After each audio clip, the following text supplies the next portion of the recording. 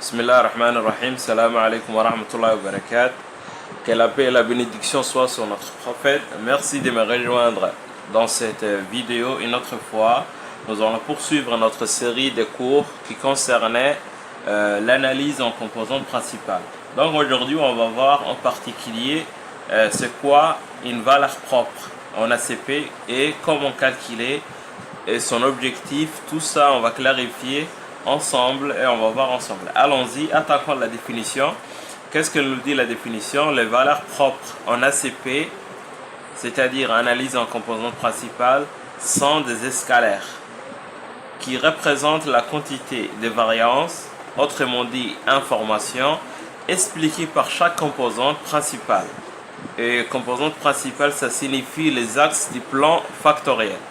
Et elles sont obtenues à partir de la matrice de variance covariance en utilisant cette formule.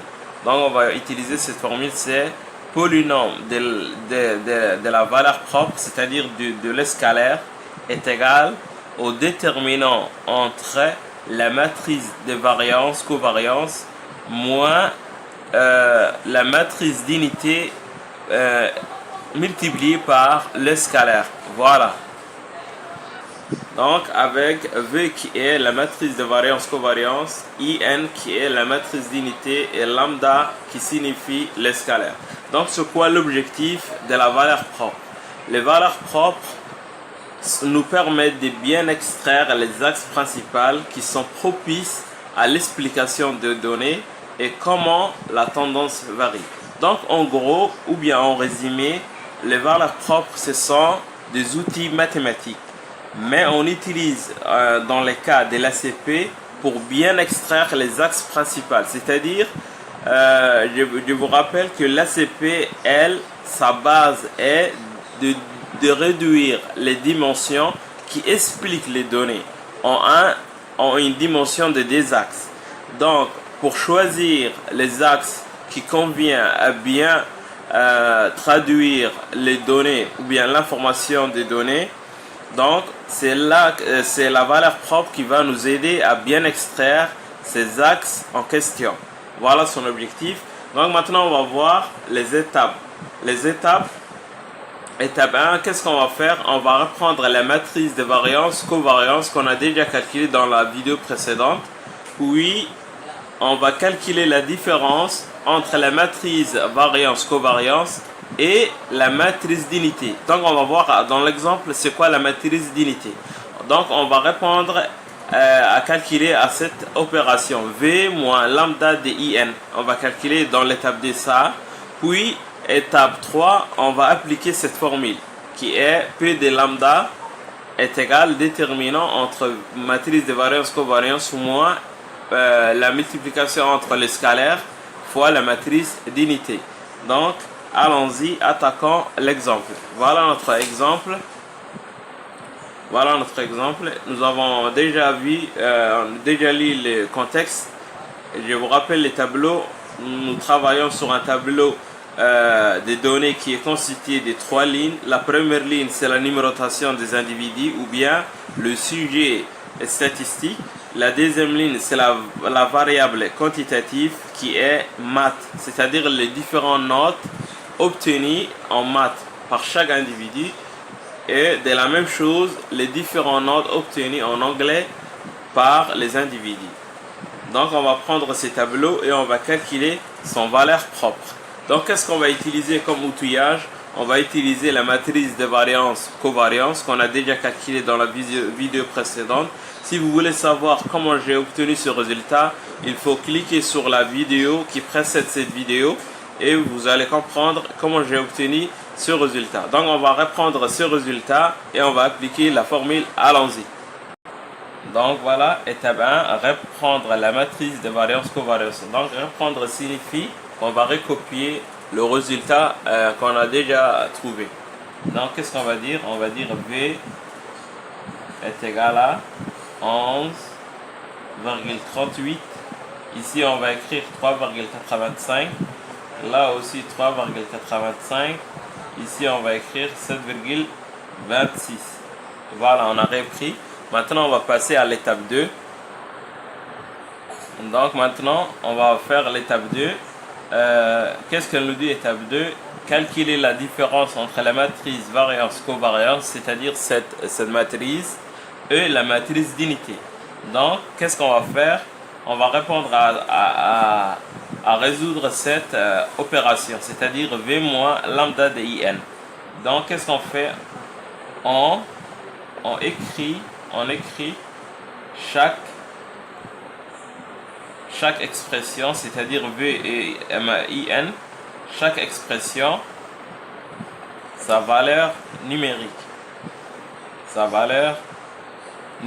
Donc, qu'est-ce qu'on va dire? V, on a déjà, on va dire V est égal, juste on va recopier 11,38, 3,85, 3,85, 7,26. Voilà. Donc maintenant, qu'est-ce qu'on va enchaîner? On va enchaîner la matrice d'unité. On le note IN et elle s'écrit, elle dépend du nombre d'ordres, c'est-à-dire le nombre d'éléments de la matrice de variance-covariance. Donc l'ordre de la matrice d'unité dépend de l'ordre de la matrice variance-covariance. C'est-à-dire quoi? Ici, on a 4 éléments. Donc la matrice V est d'ordre DD, c'est-à-dire 2 lignes et 2 colonnes. Alors, notre matrice d'unité, elle aussi, elle aura 4 éléments. 4 éléments. Donc, on va dire, on aura une matrice d'ordre de 2. Donc, je vais un peu me focaliser sur la matrice d'unité. Donc, qu'est-ce qu'on va mettre? On met toujours sur la première ligne, on commence par 1. Et le deuxième élément, on met 0. Et inversement, qu'est-ce qu'on met sur la deuxième ligne? Sur la deuxième ligne, on met 0 puis 1. Donc, supposons, par exemple, si notre matrice de variance, covariance, donc supposons que la matrice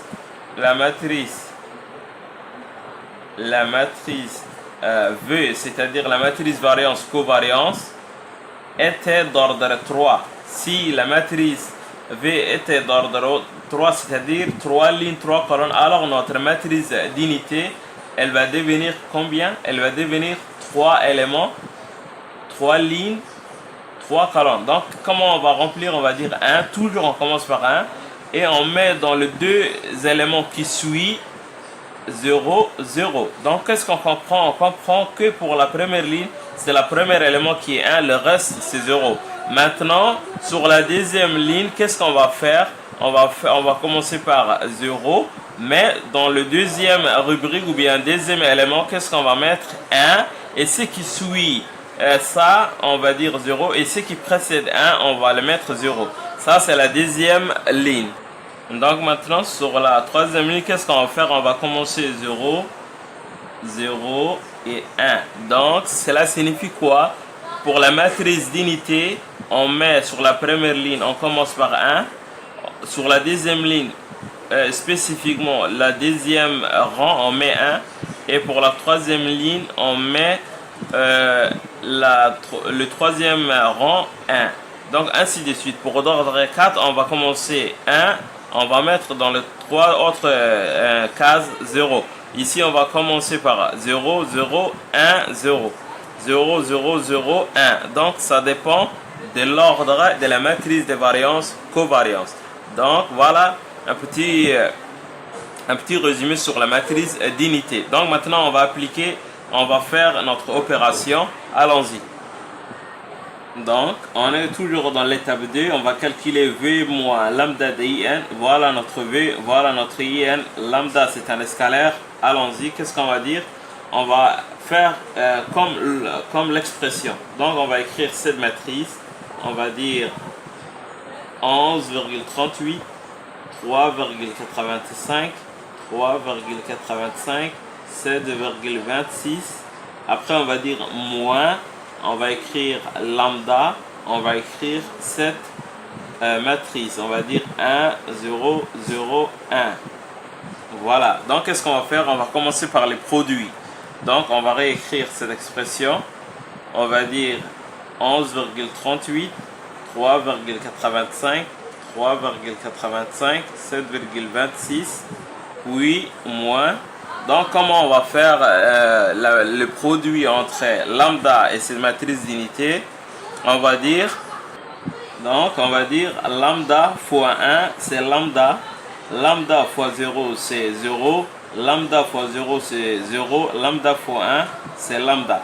Donc, le produit entre un terme ou bien une valeur fois une matrice, on fait élément par élément. Donc maintenant, qu'est-ce qu'on va faire? On va faire la soustraction entre deux matrices. Donc comment ça se fait cette soustraction? Et c'est fait élément par élément.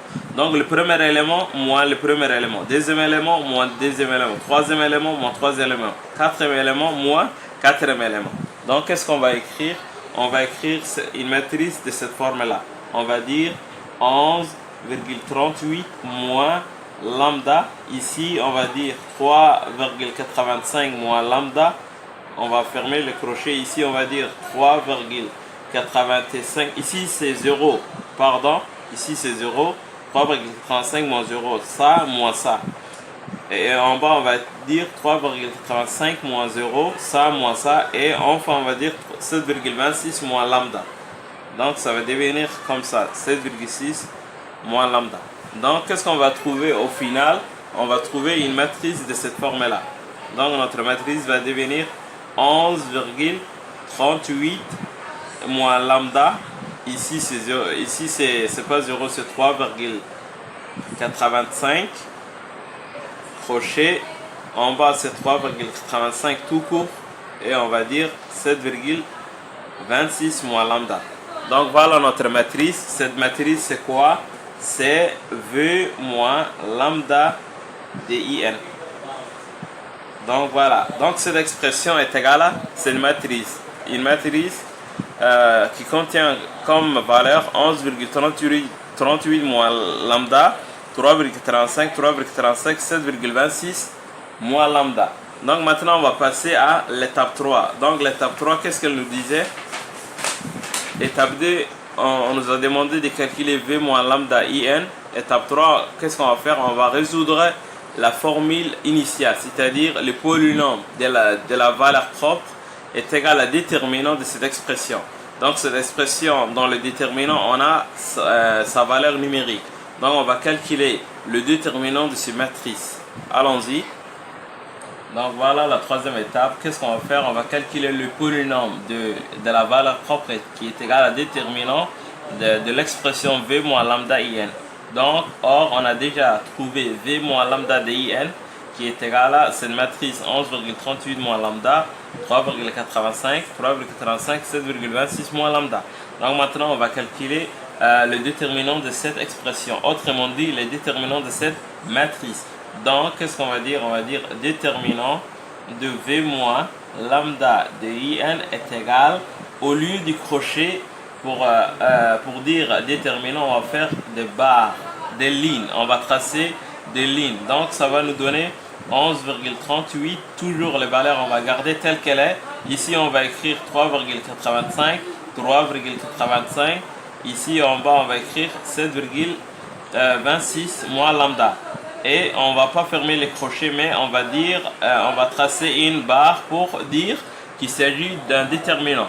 Donc maintenant, comment on va calculer à partir de cette forme-là, de cette nouvelle forme, le déterminant? Donc le déterminant se calcule par une formule, c'est-à-dire on va faire ça fois ça moins ça fois ça. Donc ça veut dire comme ça, on va dire 11, on va fermer les crochets, un petit crochet, c'est pas le grand crochet, on va dire entre parenthèses 11,38 moins lambda fois ça. On va faire le produit entre les valeurs des diagonales. Fois, on va dire, ici on peut mettre un petit fois 7,26 moins lambda, moins soustraction. Cette moins, c'est la moins de la formule. Donc, cette moins, c'est la moins de la formule. Ça fois ça, moins ça fois ça. Donc, on va dire 3,85 fois 3,85 crochets. Donc, qu'est-ce qu'on va faire maintenant? On va faire on va faire l'opération de développement. On va développer les deux facteurs et ces deux facteurs. Donc ici, puisqu'il n'y a pas de valeur inconnue, on a des chiffres, on va faire directement le produit. Donc comment se fait le développement? Ça se fait élément par élément. Donc on va prendre 11,38 fois 7,26. Donc 11,38 fois 7,26, ça nous donne 86,03 avec la calculatrice. Puis on va faire 11,38 fois moins lambda. Donc avec le moins du lambda, ici il y a un plus, ici il y a un moins, ça nous donne moins. Donc 11,38 fois lambda, ça va devenir 11,38 lambda. Puis on a terminé cette expression par ce facteur. On va prendre le deuxième valeur ou bien deuxième élément, on va faire la même chose, on va développer. Donc puisqu'on a fait ça avec ça, maintenant on va faire ça avec ça. Donc ça va nous donner moins lambda fois 7,26, c'est moins 7,26 lambda. Ici moins fois moins c'est plus. Lambda fois lambda c'est lambda carré.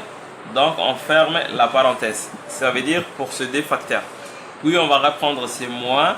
Donc 3,35 fois 3,35, puisqu'il s'agit de la même valeur, on va dire 3,85 au carré crochet. Maintenant, qu'est-ce qu'on va faire? On va écrire ces différentes valeurs dans l'ordre. On va commencer du plus grand au plus petit.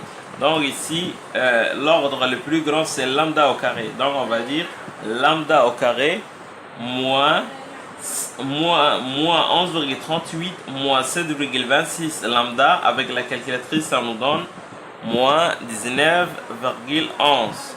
lambda, puisqu'il s'agit d'une même expression. Et enfin, qu'est-ce qu'on va faire? On va reprendre 86, plus 86,03. Donc on a commencé du plus grand jusqu'au plus petit, c'est-à-dire d'ordre 2, d'ordre 1, d'ordre 0.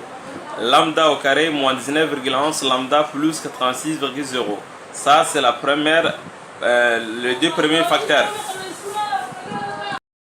Maintenant qu'est-ce qu'on va faire? On va descendre cette valeur, donc moins 3,85 au carré avec la calculatrice, ça nous donne 14,82. Donc maintenant on ferme le crochet et je reprends cette expression. Donc maintenant on va enlever le parenthèse, ça va nous donner crochet lambda au carré moins 19,11 lambda plus 86,03. Après on va dire moins 14,82. Donc 82, ça va nous donner quoi avec la calculatrice cette différence? Ça va nous donner 71,21.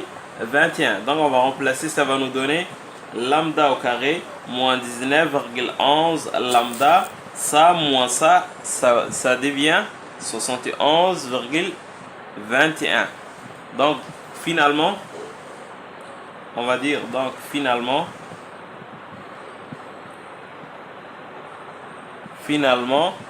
P de lambda est égal à déterminant de la matrice de variance-covariance moins lambda de la matrice d'unité est égal à lambda carré moins 19,11 lambda plus 71,21.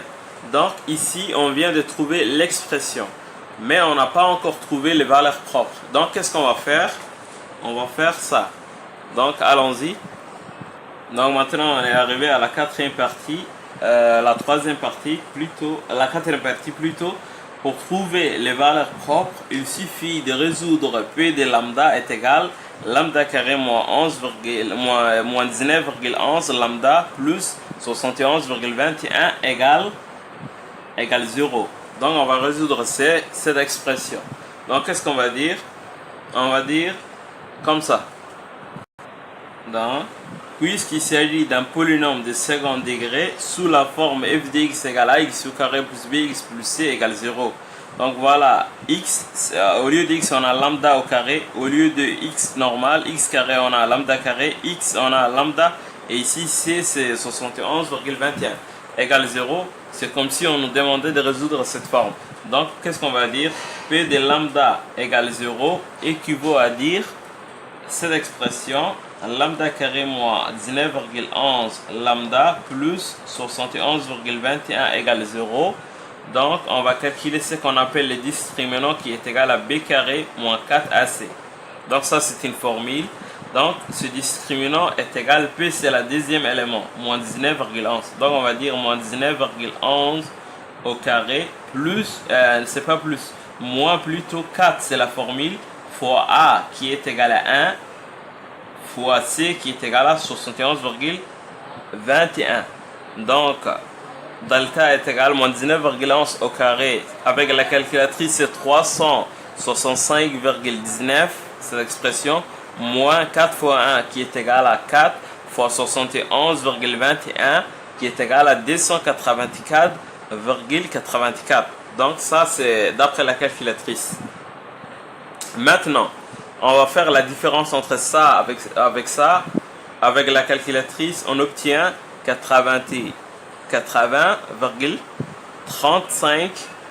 Donc, qu'est-ce qu'on conclut? On conclut que 80,35 est supérieur à 0. Donc, on a